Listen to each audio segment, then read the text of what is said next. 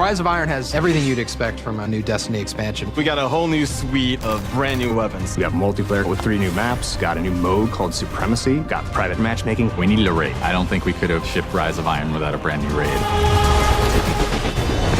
Tons of new armor, tons of new gear. It was a story campaign with characters and cinematics. New public events, new patrols, and new secrets to uncover.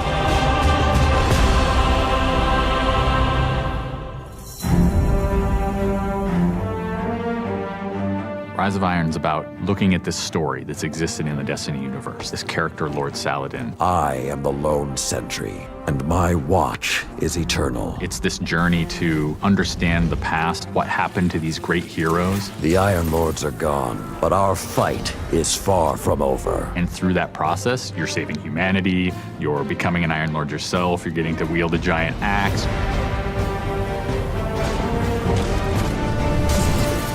The idea of playing through a blizzard is something that we've never tried, and you're going to see that in Fellwinter Peak. Fellwinter Peak is very interesting because we've never had the player fighting through a social space before. When you walk in there for the first time and the fire's lit and it's just casting glow up onto these 8 heroes, you've been holding their weapons for 2 years. When we can take those elements of Destiny and put them all together into one coherent moment, I think is awesome.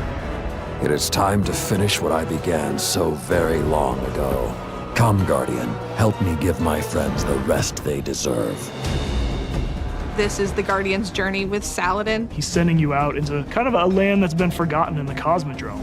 You're going into Earth, but it's changed. It's actually expanded. You'll see the plague lands, post-apocalyptic sky, there's lava welling up from the ground. We know the Devils have been digging into the Cosmodrome for years. They've been looking for something. Well, what they found is SIVA. It is a nanotechnology that can be used to shape things, but they're not trying to use it to build, they're trying to use it to destroy. They've started mutating their bodies, turning themselves into giant monsters, transforming the landscape, even of the Cosmodrome, into this horrible, burning fortress world. Hell's loose in old Russia. Every second we stand here, SIVA's influence spreads and the Devil Splicers grow more powerful. Keep fighting, Guardian.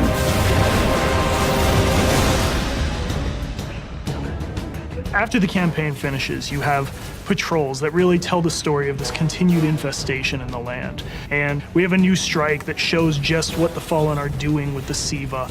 It's this spooky place called the Wretched Eye. There's this really neat boss encounter. A fallen captain has plucked an eye out of an ogre, affixed it to his weapon, and he's using that to sort of tase you out of your rat hole while this blind ogre just walks around trying to crush you. We also have a few reprise strikes that we're bringing back for players.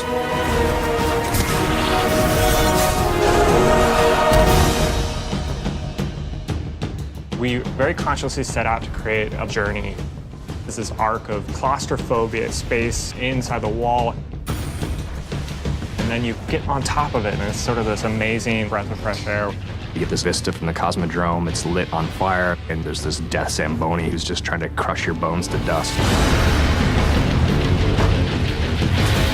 This giant machine with a ball arm, spikes on it. What does it mean in a raid when you've got to run? I actually want that tension to exist. There's something really emotionally powerful about going on a journey, reaching to the top of the mountain and then crashing back down, confined once again. I think players had a lot of fun when they played Court of Oryx on the Dreadnought, and so we wanted to create a similar type of experience in the Plague Lands, give it this different theme. You ready for this? Almost Thunderdome, Mad Max kind of feel where you jump into the ring and the walls get closed off and then it's just fallen start pouring out. Here they come. And you get a giant flaming axe and you just start beating the crap out of guys.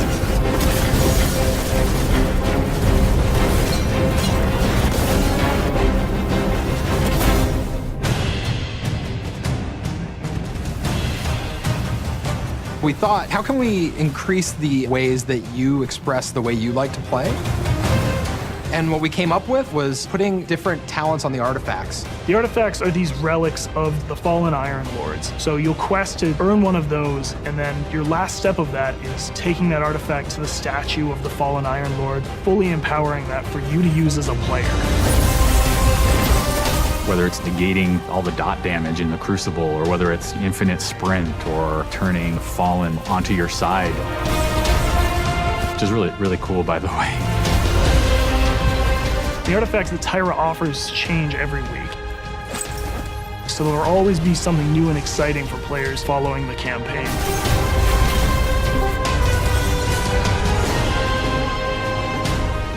When you put snow, everyone thinks of pelts and cloaks and hoods. Wouldn't be a knight's tale without a knight's armor. When you look at the Iron Lords and you look at the Raid set, you look at the Iron Banner set, or you look at Trials of Osiris, they're all new with a much wider palette that players can pull from. And when you throw ornaments on top of all that, we're going to see a lot more variety in gear. So the ornament system is this really cool thing that lets you take some of your favorite pieces of gear and then you customize this weapon the way you want it to be. You got your raid weapons, we got your Iron Banner, we got new exotics, old exotics. You like sidearms? We got all the sidearms this time around. Galahorn, enough said. Coming to the Crucible and Rise of Iron is a new game type called Supremacy. Defeat your enemy, claim their crest. It's a fast-paced 6v6 game mode where every kill you get, Guardian drops a crest. Picking up the crest gives you points. Their glory goes to you, Guardian. It's a constant battle over picking up crests and making sure that you're with your team and not out of position. If you pick up an enemy crest, you deny the enemy those points. Excellent recovery. We have new maps. We always have new maps. There's Last Exit, lots of twists and turns, lots of really good close combat. Then there's Skyline, a Clovis Bray headquarters building on Mars. It's a symmetrical, large map. The last one is Floating Gardens, which is an open map. One thing we're really excited about in Rise of Iron is the introduction of private matches. Can't wait to see what people are going to do. They're going to be able to fire up whatever match they want, play with their friends, host tournaments, have fun arcadey games. They don't have to worry about our matchmaking stuff. They can do it all themselves.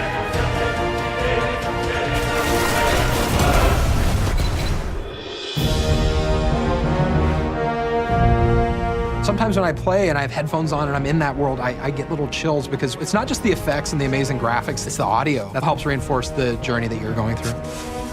We really want Destiny to feel like it's a natural world that you inhabit, like it's a world that could exist, that does exist. The score is incredibly strong, and the work that the audio team has done on this game, it lights you up. It becomes something bigger than just a mountain and just a fight. It becomes an experience, and you hopefully get lost in it. That sense of fun, that sense of adventure, that sense of the unknown, I want to see that translate to our fans and our players. When you see your character at the end of the campaign, I really, really hope that you feel triumphant and proud, like, wow, I'm becoming an Iron Lord.